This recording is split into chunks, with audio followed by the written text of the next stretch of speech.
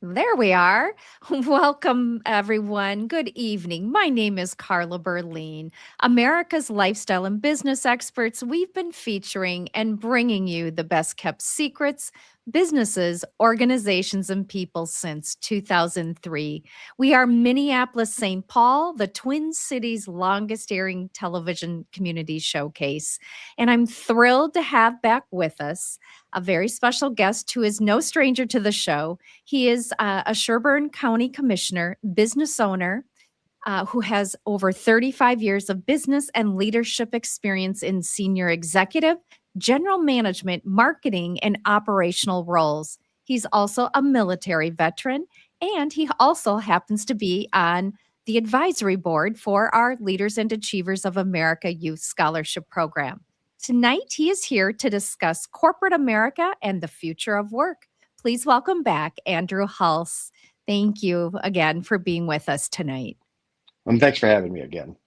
No, you are welcome. And we're sorry we're a few minutes late. There was some technical difficulties, and sometimes most of the time it's the StreamYard software or something with that. But we don't.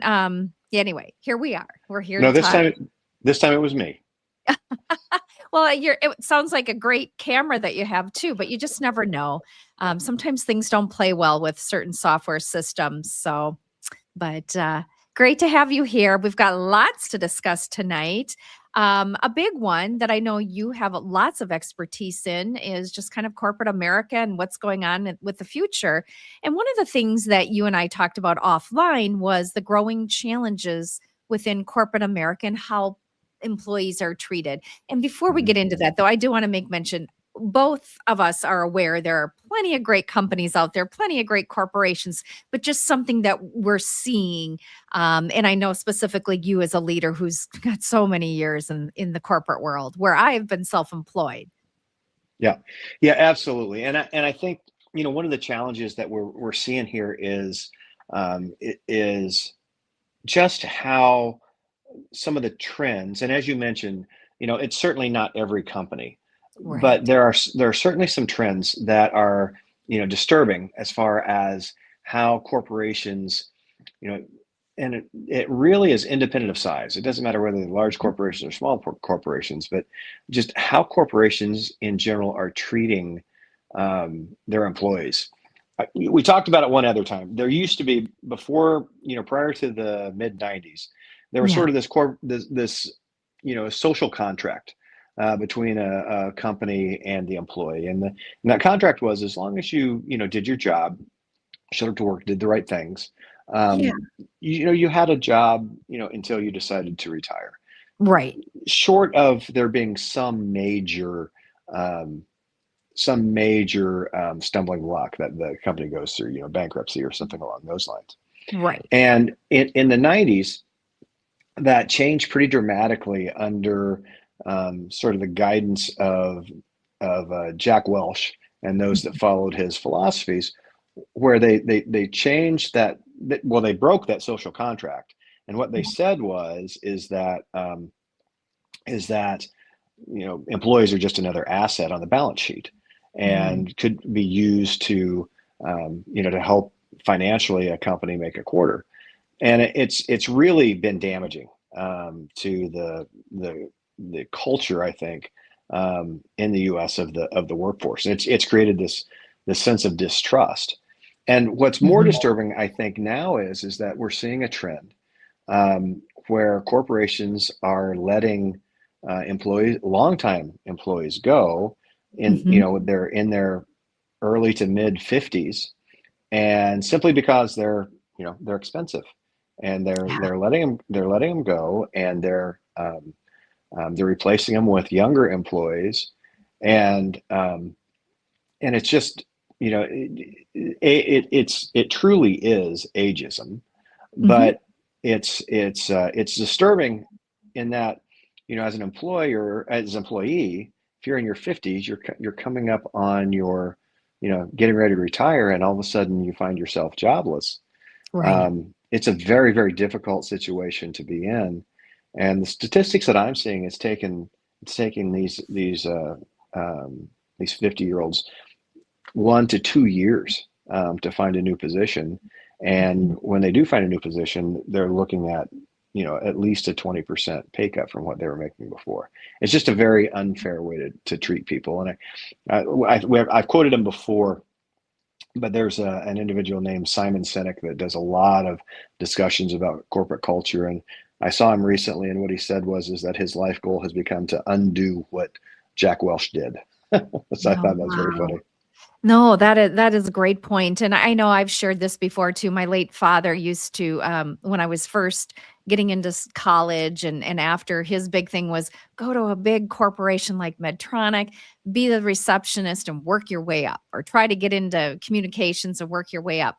Well, that wasn't, even by the time when I graduated in 91, that wasn't really an option. They Hmm. weren't doing that anymore. You really had to get in and then work your way up versus, well, I'll start here and then we'll move around. And I've seen that, obviously things have really evolved since the 90s, as you said, because that's when a lot of this started to happen. But what do you think is a solution for some of this hiring and firing of, especially that older age group, and then they're bringing in the younger kids? Is there some, both for the 50 plus, but also for companies? I think in the long term, it will likely be self-correcting, because Okay. what is happening now is you've got you know uh, Gen um, Gen Z. Yers Gen Yers coming into the workforce. Millennials are sort of mid-tier at this point. Yeah. Um, Gen Yers are coming in, but they have no loyalty anymore to Mhm. the companies. They saw what happened to their Gen X parents. Yeah. So they don't view any loyalty toward companies.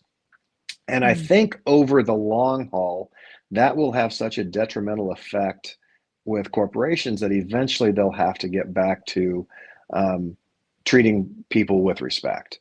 Now Interesting. and by the way, I just want to clarify, that doesn't mean that you can't let someone go who is problematic for the organization. Right, That, right. that's always the case. Now, there is an obligation to try to coach those individuals, and one of the unintended consequences of the Jack Welch philosophy is it is made for an enormous amount of very, very lazy leaders. Um, Yes, yep. Or processes set up that are really just about only the bottom line, which not true leadership and mentorship, and then you're seeing that's not sustainable. you're exactly right, right? So there's two pieces to it. One is where I was going was, Mhm. because it's so accepted within corporate spaces. Now you just, like the Wells philosophy at GE was you let your bottom 10% go every year, Oh, right? wow. Which what that fundamentally means is you don't have to waste any time actually developing people. Right. Um, so and you end up with leaders that don't know actually how to lead. They may know how to manage processes, but they don't know how to lead. They certainly don't know how to coach individuals. They don't know how to bring out the best of people, Mhm. and so you end up with, well, so and so is not performing. I don't need to invest the time to figure out why. I'm just going to let them go. Mhm. And it's a very, very lazy form of leadership. I struggle to even call it leadership. It's Well, it's not. Yeah, the right. the It's just leadership that lazy. I know. Right. Right. Right. Yes, yes. Yeah. No, and one of the things that I think is super important that I actually implement as a self-employed person is, for many years we were told when I was first getting into TV, "Hey, if you can get to 50 and you're in TV, good luck." Hmm. Well, now, especially shoppable and online, it is the 50 plus hosts that are Hmm. doing well if they've taken the time to build the social media platforms. What's interesting with that, though, is I find it's very important to be a mentor and lead and help grow the younger generation, but to listen because you're going to learn from them as well. Yeah. Absolutely. And the other challenge is by having these people in positions that actually have no leadership skills. Yeah. They never develop a culture that is going to be able to work through the difficult times. Right. You know, it's easy to be in a leadership position when times are good, right? Mhm. Revenue's growing, profits growing, your market share's growing, all that. But that's that's the exception. Every Correct. organization goes through challenges, Yes. and if you haven't created the loyalty in the organization because you've demonstrated that that you'll take care of your people, then they're certainly not going to be loyal to you. And when things do get tough, good luck. Right. Right. They're not going to roll up their sleeves because you no Hmm. respect back. I have also observed where sometimes the CEO doesn't realize the supposed leaders right below them aren't leading at all. Yeah, yeah, and that's so. There's a challenge, I think, and I call it CEO-itis. And there's a real challenge in when you reach the C-suite. Yeah. Um, and I think a lot of good people do reach that level. The Yes. problem Agree. is it's a unique position in that there's almost no one that can fire you if you're the CEO. Technically, the board of directors can, right? Right. Right. Um, And I've seen that but happen. Yep. Yep, we've seen it happen, but it's a very specific set of circumstances where a CEO gets fired by the board, um, just on a day-to-day basis. Mhm. But that CEO has tremendous power over anybody else in the organization. And what happens is that CEOs' direct reports, because of that issue, tend to not um, tend to be in a position where they're not going to disagree with their boss, Right. and so you end up with people that agree with the boss all the time. The old Attaboy. the old yes man syndrome, Yeah. right?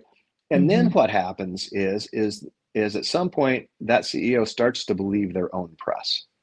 So they Mm. start to believe what all their direct reports are telling them. Oh, boss, that was such a great idea. You did such a great thing there. And there's never anything negative, and they and they start to Right. believe it, and that's when that spiral happens. Right? Not Ah. only do they not realize what's happening below, but they think they walk on water because Mhm. that's what everybody is telling them, and everybody's telling them that because if you disagree with the boss, there's a chance you might lose your job.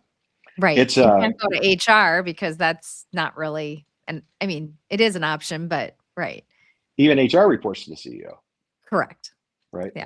And so it becomes really a self-fulfilling prophecy, and that's where you end up with these crazy stories of you know of CEOs coming to visit various facilities, and their advanced team, the thermostat has to be set at 67.5 degrees, and he or she's only going to shake hands with you know 12 people, and you need to have this certain type of food set aside, for them to, because that's what they like to snack on, and it just feeds the ego, and it just gets crazier and crazier. Yes, yep.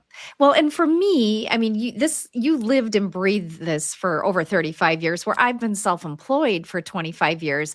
I have worked with and even recently worked in the corporate world, and it was interesting because as I delve and I took that opportunity, and when I work as a consultant, I can go in and pretty easily see things pretty quickly, processes or what the problem is to help them move in the right direction.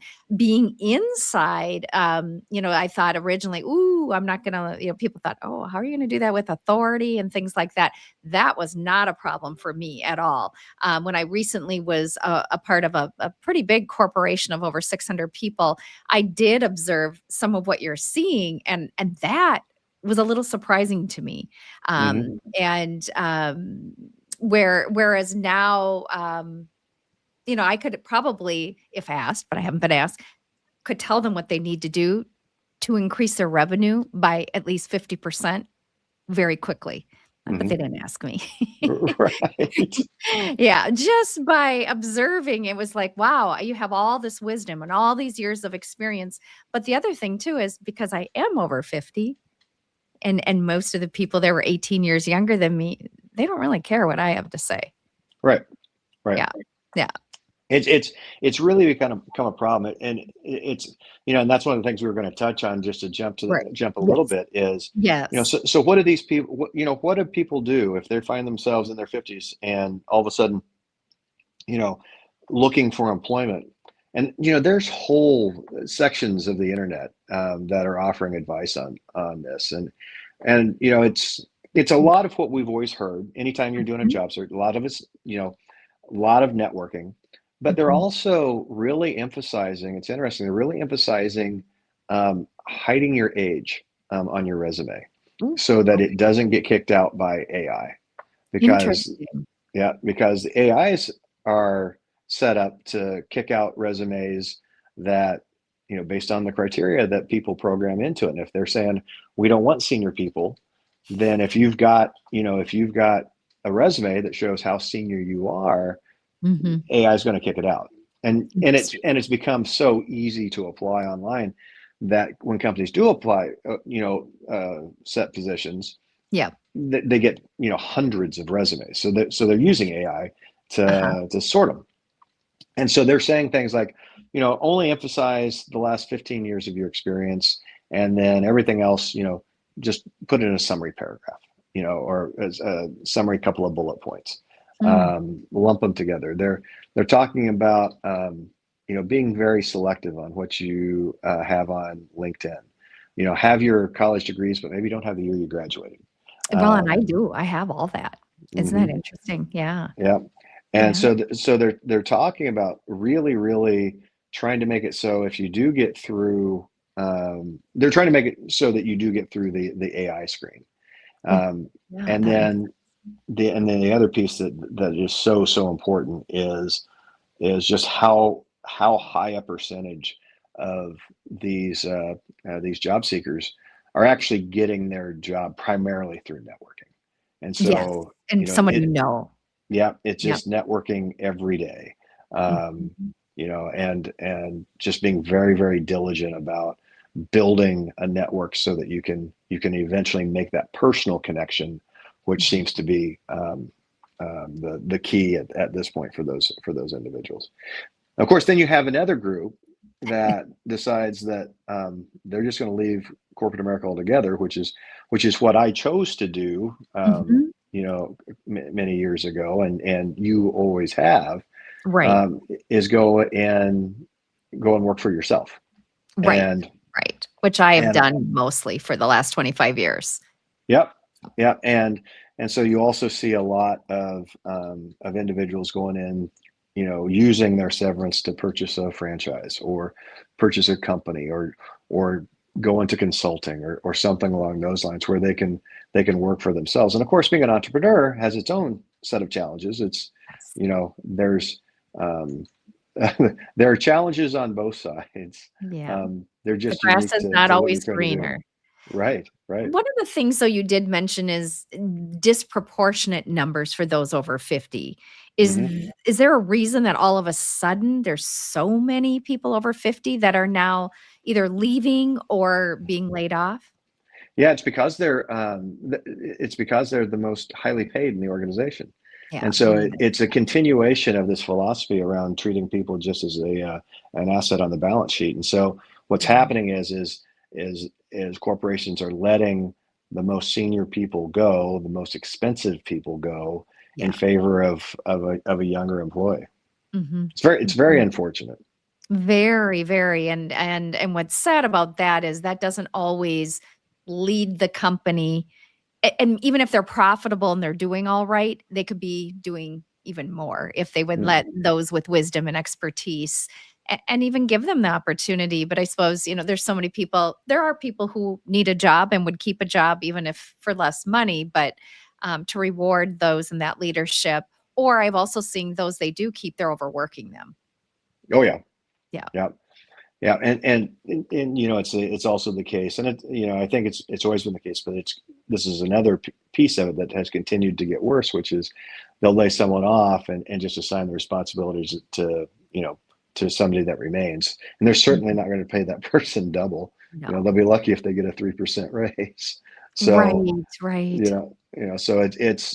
it's just this continuation Mm. of of dehumanizing Yeah.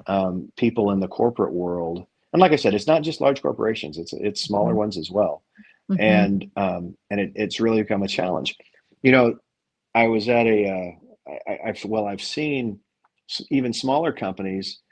Of course, there's a lot of consultants out there, and for the last 10, 15 years, there's been this good trend toward trying to drive business processes. Mhm. Right. So trying to have sort of an op tempo, standard operating procedure for how you run the business, so that it's a little more professional, a little more process driven, those sort of things. Mhm. But one of the things that have come along with that, I found, is sort of these processes once again that came out of things like GE and some of those large corporations on how they treat people. And and there is something to be said for um, needing to make a decision about an individual that's toxic to the organization. Yeah. Some companies are too slow on making that decision because that affects everybody else. But that's Yes. the exception. And what you find is these consultants that are going into these even smaller companies and setting up these business processes. They're also setting up HR processes that are more inclined to once again dehumanize people and just treat people as assets, which is also unfortunate because the smaller companies are learning the wrong lesson there. Absolutely, and, with technology and AI and so many things, I think that plays into the dehumanization or the lack of caring and the empathy, and from our generation of the corporate world, and even now, whether it's my clients or a vendor, if I'm selling something, or even just, and how we met, I care.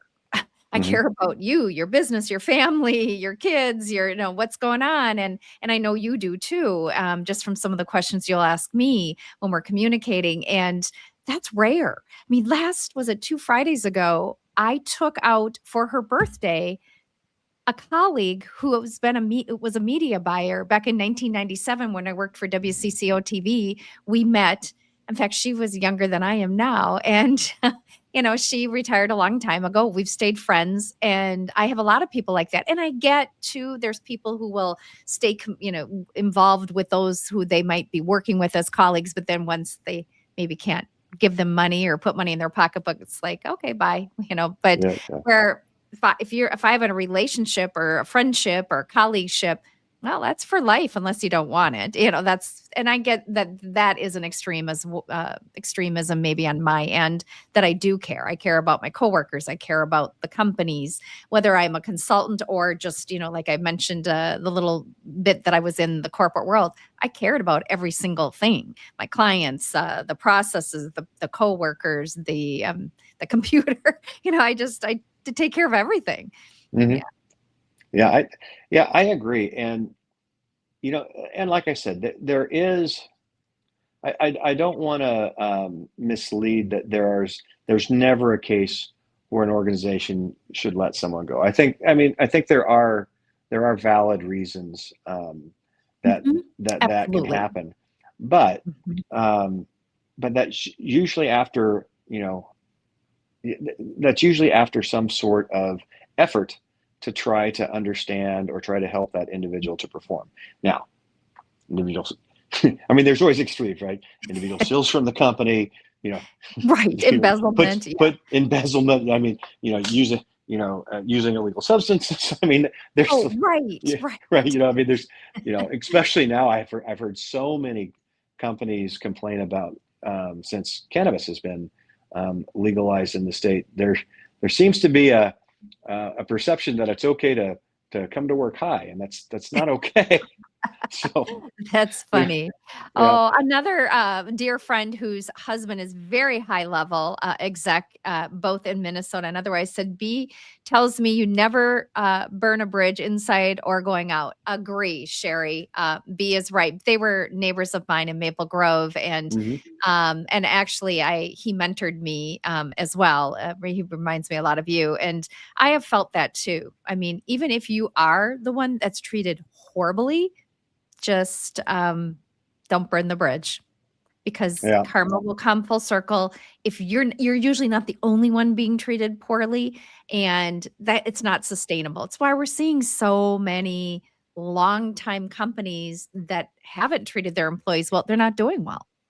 Yeah, and I think it's really going to be interesting what happens too, with with my age group as they Mhm. hit retirement age, because not only do we have this issue around 50 somethings, being laid off and having and struggling to get back to work. As a matter of fact, I read a statistic that 25% of 50-year-olds that get laid off never go back to work. Oh, wow. Yeah. So, Wow. S so what's interesting to me That's a about lot. that is it is a lot. Yeah. What's interesting to me about that is we're also the first generation that's going to fully retire without a pension system.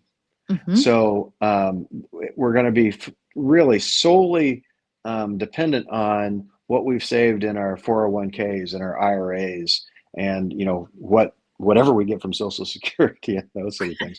But, but we'll be that first generation that retires, without having some sort of pension, and it'll be interesting to see how that plays out over the next 20 years. My prediction is a lot of people just keep working. Yeah. And I know I'll be one of those. I took care of my folks, for 12 years, 8 years in the same home, and I money that I would have put even more so away, I made sure we have memories and we enjoyed life, and they did too. I mean, they paid their way, I did, but we did things that maybe we might not have done. And my dad worked until the day he died, and he was 76, and he did it just so he could afford himself. He wanted to Yeah. do fun things and not feel like he had to have a fixed income, um and he loved what he did, but he also ran into what you're talking about, especially at age 76. They could have some young kid come in for a third of the price, but didn't have his wisdom and experience in getting products approved by the FDA, and it never failed. Within like 6 to 9 months, they my dad would get this phone call. It's usually when we were on vacation. I'm like, tell them it'll be 20, blah, blah, blah, 20 times the price. And a couple times he'd say it, and they're like, done. So Yep. then it ended up costing them more money to hire somebody to do it right. That's exactly right. It's the old, what's the old adage? Measure twice, cut once. And Right. right? And so Well, that's not what they're doing these days. no, they're not. One of the things you mentioned is those, though, that are choosing to leave the workforce and work on their own. And I know I love the self-employment, but I've been in sales my whole life. But I didn't mind, and I don't mind, with the right scenario of working on air. And on air, it's a lot of contract work. But you talked about those going out, and maybe a lot of them doing consulting work. I know a lot go into real estate too, it seems Yeah. like. Yeah. But what people forget is the small business or medium-sized business owner are only 5% of the country. However, we contribute 80% of the wealth. Yeah. And now you and I were talking offline some of the recent challenges on the business side with some of the new laws that have gone into effect, especially for small business owners. Let's talk about what some of those laws are and how they're impacting the small business owner. Yeah, it's really interesting. There's two big, of course, well, it was a year and a half ago, I think, that safe and sick time, went into play. And I don't know Oh, that yeah. that had as necessarily as big an impact as some people predicted, because most companies, I think, just adopted their PTO policy to to meet the same requirements as safe and sick time. So I don't Mhm. necessarily think that was as hard. Of course, there were some challenges with that are still the case. The law wasn't written, the law was written with some challenging loopholes Mm-hmm. that weren't taken into account. So, for example, you can, as a company, you can grant your employees their full PTO time on January 1st, so they can use it anytime throughout the year rather than accruing it. Mm. Um, and if you do that at the 80, the requirement is 80 hours a year. Mm-hmm. If you do that, you can do it as use it or lose it. So that if they don't use it by the end of the year, they lose it, but they reset. They get their 80 hours. Right. Um, if you give it to them the 48 hours, which is what the minimum requirement is, um, you can't. They can't accrue it if they have any left over at the end of the year. You have to pay them for it. They can't continue to accrue it up to the 80 hours, Oh, which a wow. lot of employees want to do because Right. if they don't they sure they can get paid out, but then all of a sudden they only have 48 hours. If they could save it up, they could take a longer vacation or something. And so Right. there's some difficulties in how it's written. And then if you Mm. don't do it that way, then you have to accrue it. And a lot of small businesses have, that's a task, figuring out how to Mm-hmm. accrue PTO. But that Yeah. one was the least of the issues. Okay. Um, so I wasn't aware of that one. yeah. So then the two new ones that came into effect this year um, is the break time law. So Minnesota changed and now has one of the most aggressive break time laws Hmm. in the U.S. And in theory, it doesn't sound bad.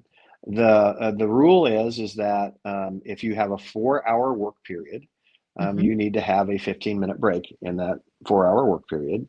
Okay. If you have a 6-hour work day, you have to have a 30-minute lunch. Um, Okay. the 15-minute break is paid. The 30-minute lunch is unpaid. Okay. Um, Interesting. Now, that rule applies regardless of industry and regardless of company size. Oof. So, Okay. if you have an organization that has 5 people, Mm-hmm. let's say a receptionist, Mm-hmm. that receptionist has to leave the front desk for that 15-minute break, cannot be interrupted, Mm. um, and if they do any work, that break doesn't count. Oh, So you, wow. so you know, and the intent is, once again, good intent. We don't Right. want people to have a fake break, right? We don't want people to Right. to not, we put a break on paper, but you still have to do your job, right? Right. Or So bugging them and asking them questions while they're sitting there. Yeah. right. So I understand the intent, but there wasn't a lot of thought put into how does this come to fruition in Mm-hmm. practice. Mm-hmm. So let's take and once again, intent I understand, but like we'll take my salons as an example. So you've got a receptionist up front. Mm-hmm. That exact scenario. If they work for a 4-hour period, they have to have a 15-minute break. They can't sit at the front desk because someone's going to go up and ask them a question. So they Mm-hmm. have to go away. So the front desk ends up unmanned Mm-hmm. for 15 minutes, which is fine. Mm-hmm. But then you have to train the rest of your staff. A stylist goes up to check out a guest, and they ask for something unusual. Right. Well, they can't go ask the receptionist because that receptionist is on their break. And if you Right. ask them the question, then they're working They have to technically. start over. Yeah. So Oh, so wow. it becomes a little bit of a challenge. Now we've always had, in my organization, we've always had lunches for the stylists, which is unusual Mhm. in that industry, Right. especially in women's salons, because the standard used to be, because you do a lot of color, you can do that, let it process. Stylists could go take their lunch Mhm. while the color is processing and come back. You can't do that now. You actually Oh, have they actually have to have a blocked out time for their lunch. The oh, other and thing is that the employee cannot opt out. So, like, Mm. I've got several employees that'll come in and they'll just come in for a short, for a short day. They'll come in for a 6-hour day, Mhm. and they say, "Well, I don't want a lunch. I'm just, I'm just going to work from noon to 6 today. I'm doing some extra time. I don't want a lunch. I'd rather take an extra client." You can't. You Oh, you wow. you have to take that lunch. Interesting. And then the most challenging one, I think, is the Minnesota paid leave law. Right, Um, family leave for yeah. Well, okay. it's called now called Minnesota paid leave because it's both family leave and medical leave. Oh, okay. And the challenge here is once again, nobody wants someone to not be able to take, short-term disability. Right, It's, right. I've got employees that have used it to go out for maternity leave. It's Mhm. wonderful. Exactly, Right. exactly what it's supposed to be used for. Designed for, right. But what's interesting is that you can combine family leave and medical leave for Hmm. a total of 20 weeks. And you can be Wow. gone from your organization for 20 weeks every year. Oh, wow. That's almost half a year. Uh-huh. Not only that, if you hire someone to replace that individual, and let's say that person, sometime in that 20 weeks, ends up going out on medical leave, Mhm. one of the requirements of medical leave is you have to reserve a position for that individual. Wow. And Does it have so to be their original position or no? it has to be equivalent. Oof, and for And a small so business, yeah. right. And so let's say you've got an employee out on maternity leave, Mhm. and between before so between maternity leave and then bonding leave, they can take a total of 20 weeks. Okay. Um, you hire someone to cover whatever that position is. That person ends up going, and so you have to hold the position for your original employee that went out on leave. But if you hire someone else to replace that position temporarily, if that person goes out on medical leave while they're working for you, you now have to retain that position for them as well, even though you originally intended that to be a temporary position. How can businesses survive? Well, it's pretty complicated. Well, 9 Um, out of 10 usually fail anyway for a variety of reasons, not fully funded correctly, but then this messes up cash flow. yeah, and the other, it messes up cash flow. It messes up how you manage your employees. You know, there's a whole set of issues.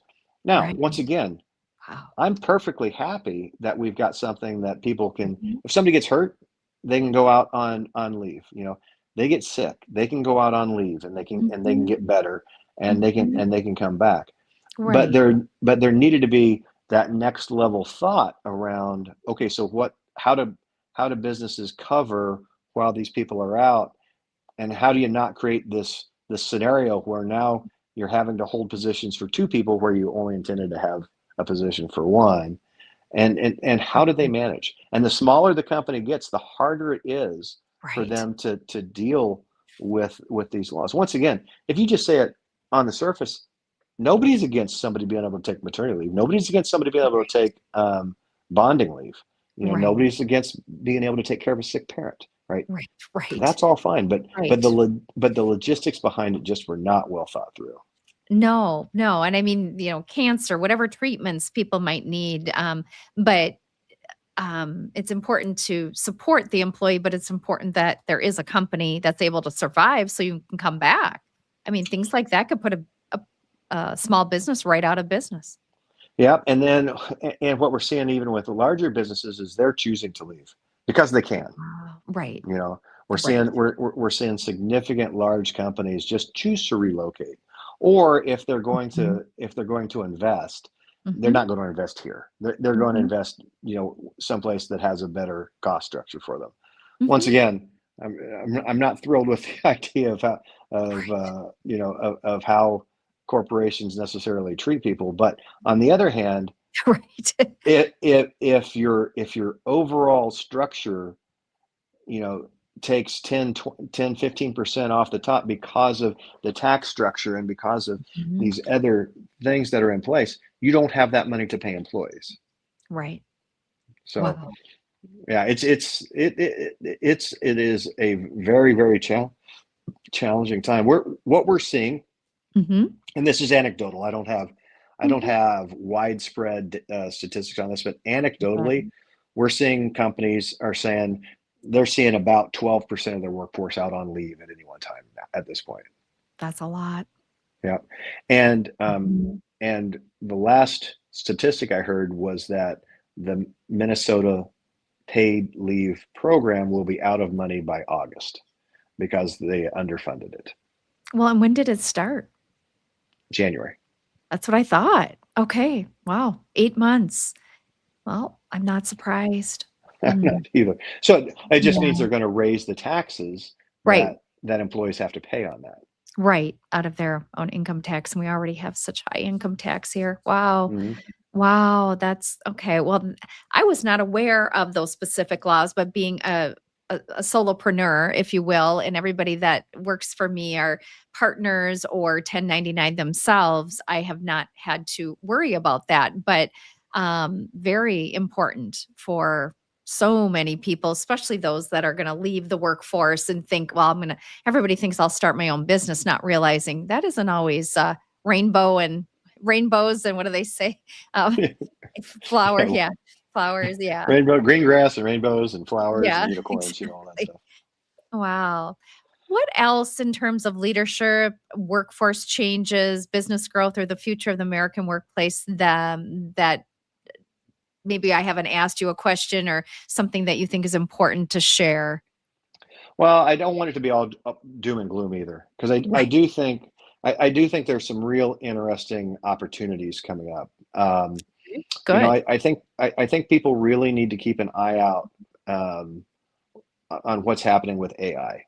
I think Yeah. I think it is right now. I think we've only um, touched the surface on what the potential is with AI, but I do think AI has the opportunity for entrepreneurs to really come up with some very interesting Mhm. new niches for people to delve into.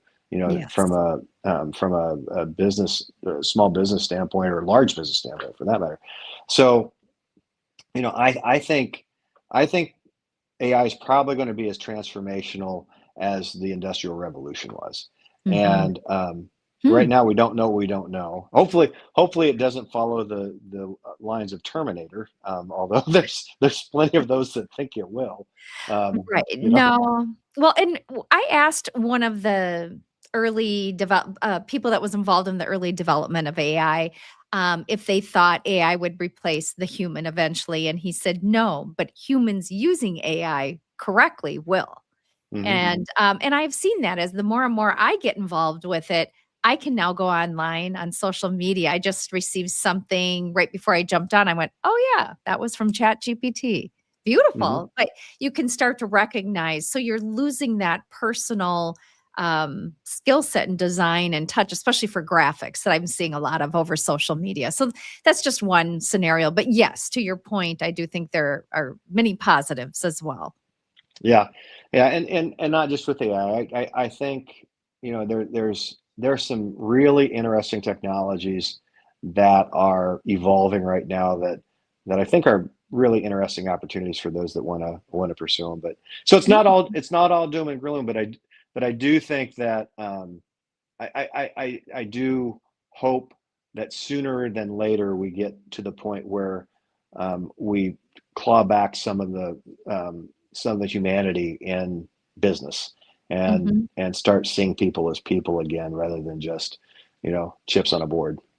Absolutely, and I refuse to let that, be taken away from me, whether I'm on the self-employment side, I'm consulting, or even when I was just in the corporate world for about 6 months, I, definitely, made sure that I didn't lose that piece, and I definitely was, set myself apart because of that, but, one of the things, when I think of solutions too, I have always done this, not only the mentoring others, but I have coaches. I have a couple coaches right now. Well, no matter what I'm doing, I always want to be coached. I want to be better at whatever I'm doing. And sometimes, especially getting into the corporate world, it takes time in a role, 6 to 18 months, they say, with the proper leadership and training. But I feel like if youth would just listen to those people with the wisdom, you'd be surprised. There, a lot Mm. of them are willing to share their experiences and can save you so much pain and heartache and mistakes. And I get there's egos involved, especially in the C-suite. But if they would just stop and truly listen, not pretend like they're listening, or listen to respond, I think that would. I don't. Maybe I'm wrong. You have more experience in this. I feel like it'd be a big start, good step in the right direction. Yeah, yeah, I no, I agree with you 100%. Listening skills are something that is lost on people these days. Right, right. Well, and I can't even tell you how many times in the last couple of years where I'll have like a big meeting or an interview and I'll say, okay, like blah blah blah, or here's my skill set, or here's what I can do to help you. And they pretend like they listen, but you can tell like several months later, it's like they weren't even listening when I told them, X, Y, and Z and what ABC would need. And I find that interesting as well. Yeah, one thing that I did early on in my career as a young executive, when I went into a meeting, I never took notes, um, You and did it? that surprised a lot of people. But what I always said is I said, if I'm writing, I'm not listening. Mhm. And so, I never took notes. Somebody was always taking notes, so I could always find notes if I needed Oh, them, okay. But you were right? listening. But instead of taking notes or That's just good. setting myself down, I found that I performed better if I just didn't bring in a notebook and just listened. Mm. Um, and Mhm. um, and that's something that I continued um, throughout That's my career. It also helped me. I learned to retain things a lot better because I didn't take any notes. So there wow. was that. That's really yeah, and I bet just, the muscle memory of doing that, where now you could be at a meeting on Teams, people record it, and then they use AI to summarize it. Right. Yeah. It's That would have been perfect for me. yeah, right? Oh my gosh. Well, and Sherry, my former neighbor who I was mentioning about her husband, and she also has been in business and done very well. She said, just always remember to treat people how you would like to be treated. And that is Hmm. so true. And I don't see that hardly at all anymore. Yep. Yeah. The golden rule Yes. seems The to have. golden. I think there's a couple of generations where we forgot to teach the golden rule. I think this is what happened. Mhm. Absolutely, 300%. I see that so often, and I think about that, and I also know that things will come full circle. Yeah. Those who have treated others, they're gonna have their day and, as well. What else, haven't we covered, or is there anything about solutions to some of these problems that you'd wanna discuss? No, I think we've covered the majority of it. We talked a little bit about, some of Mhm. the recommendations for those that are actively seeking jobs. I think, to your point that you just made, the biggest the biggest takeaway from this whole discussion is just treat people like people. Right. Um, just remember that um, that you never none of us ever know exactly what's going on in somebody else's life. Mhm. And Mhm. so, yeah, they may be reacting to something, maybe lashing out at something, um, but you don't know what else is going on there. And Absolutely. so, sometimes, this is hard to do, and I I have a hard time doing it plenty Mhm. of times if I'm Mhm. is to not react, but to think, Mhm. okay, let's just ask a couple of follow-up questions and see what's going on here. And Mhm. it's amazing, when you treat people as a person, how Mhm. much that affects those individuals. Absolutely. I haven't always had the opportunity to ask those questions. As I get older, I feel like, in my mind, I might be thinking one thing, but I definitely don't react like I probably would have in my 30s or 40s. Right. But right. But I think just wisdom and I don't know, you just realize. But one of the things I've realized with social media, and I've just recently I told a 70 plus year old this, and told somebody I'm mentoring that's in their 20s that just graduated from college. We think, we could say, oh, wow, we've all been through a lot. Everybody has a story. I don't know one person whose life has been easy, even if it looks like it is on social media.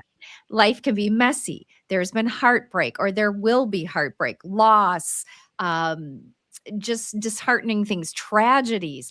Things happen. Life goes full circle. Just Yep. know, if you can think like that and realize, and just try to be kind to people.